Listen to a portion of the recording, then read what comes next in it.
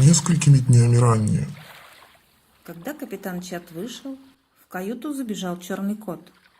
Маринет, ты должна бежать немедленно. Ого, ты умеешь говорить на человеческом языке?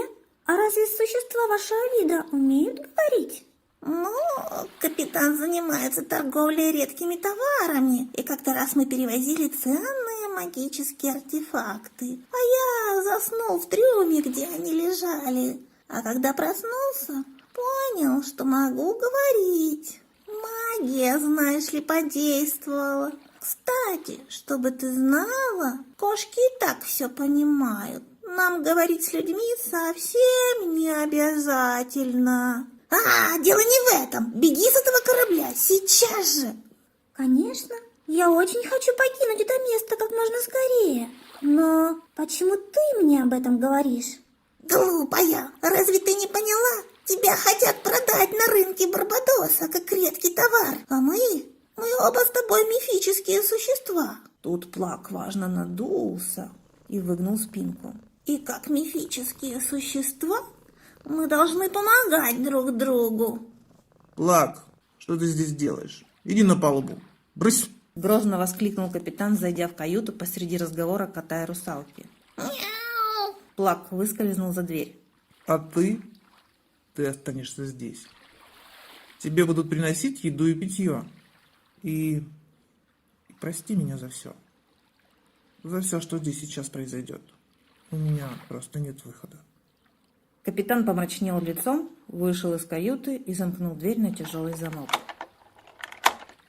Как он и обещал, все последующие дни Маринет провела одна в капитанской каюте. Помощник капитана Нина приносил ей еду, но не разговаривал с ней. Сначала Маринет была очень сердита на этих людей капитана и полностью игнорировала все обеды, завтраки и ужины. Но голод взял свое, Не умирать же здесь, на этом противном пиратском корабле. и Маринет решила попробовать. Она откусила кусочек от странного продолговатого предмета. Вкус поразил ее. Никогда прежде она не пробовала ничего подобного. Что это?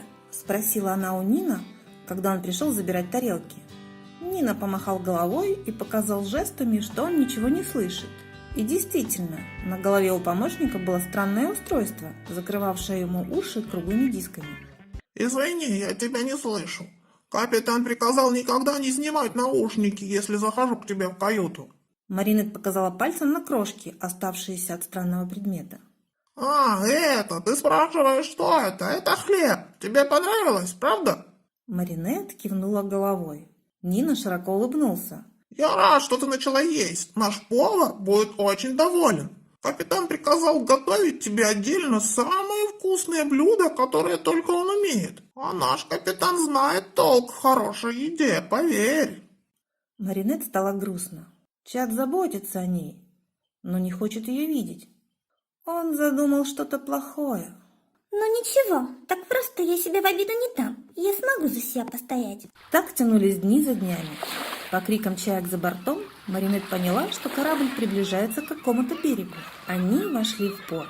Маринет жадно вслушивалась в незнакомые звуки.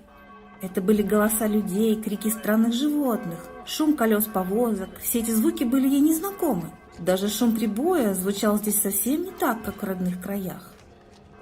Во время очередного завтрака Маринет заметила, что еда имеет странный вкус. Она почувствовала усталость, ее руки и хвост стали тяжелыми.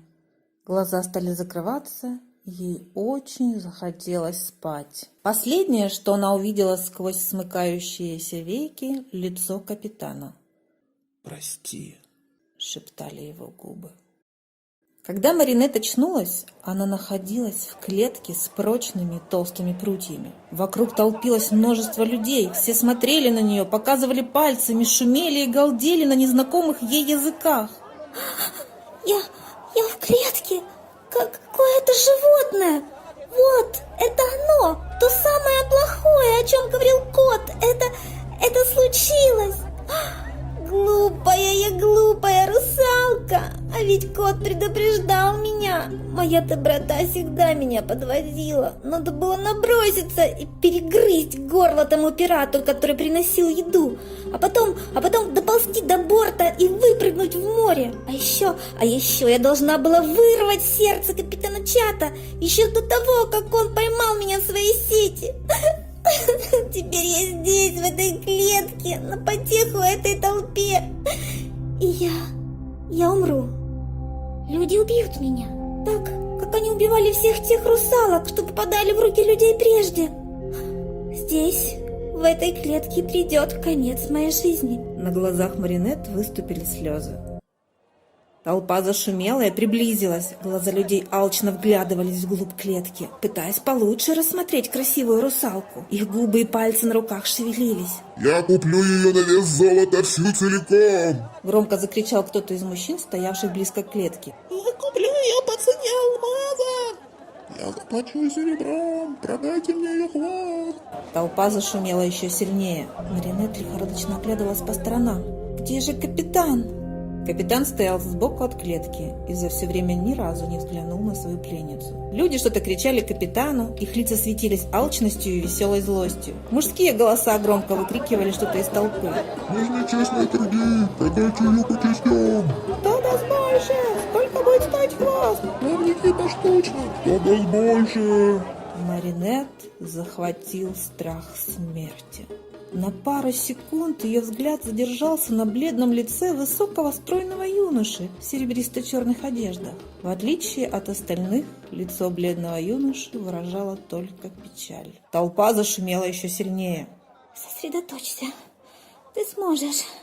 Ты сможешь. Ты сможешь. Ты сможешь. Бормотала Маринет сама себе пересохшими губами. Что за пир алчности мы тут наблюдаем? Спросил Лука у своего слуги. Русалки очень ценятся в этих краях, мой господин. Они хотят купить ее частями? Что за варварство? Увы, мой господин, бытует мнение, что некоторые части русалок обладают магическими и лечебными свойствами. Какая мерзкая и неоправданная жестокость по отношению к живому существу. Что за дикие нравы? Она же совсем дитя. Что же делать, мой господин? Такова реальность. Но не огорчайтесь понапрасну, ведь эта русалка удивительно красива. Скорее всего, ее купят целиком. Какой-нибудь ценитель женской красоты. Ей удастся избежать столь печальной участи. И что же ее ждет в таком случае? Вероятнее всего, она украсит с собой какой-нибудь аквариум во дворце какого-то короля или султана. Русалка выпрямила спину, взмахнула ресницами и запела. Чудесные звуки разлетелись над площадью, ударяясь о стены близстоящих домов. Толпа замерла. Что это? Что это за прекрасный звук? Я никогда не слышал ничего подобного. Я должен подойти поближе. О боги, эта русалка еще и сирена. Это плохо, это очень плохо, мой господин. Я буду петь, пока не охрипну. Или не умру. День, два, неделю. За это время вы все будете в трансе и не сможете сойти с этого места. Вы просто умрете от голода. Это жестоко, это очень жестоко, это гадко. Но я не могу иначе.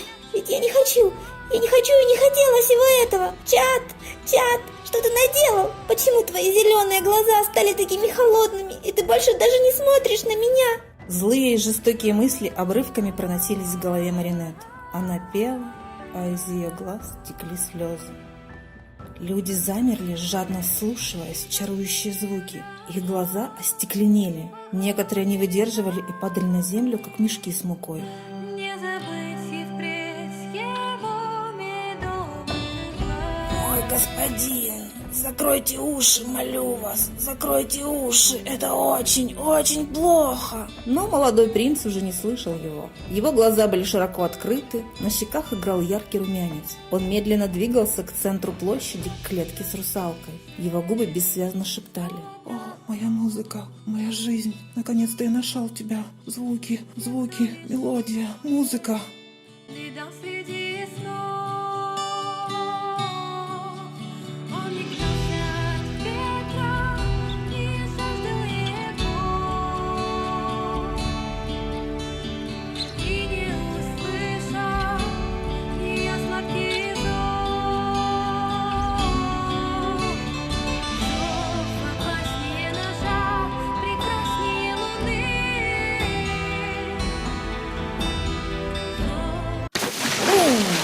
Поток холодной воды ударил в лицо русалки. Она поперхнулась.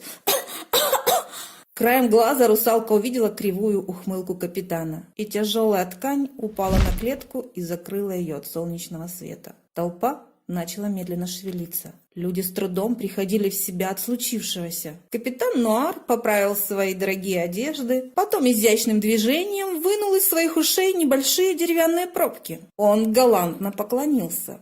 Прошу прощения, господа, но на сегодня торги окончены. Жду ваше предложение завтра. Естественно, данный товар получит именно тот, кто предложит мне наибольшую сумму.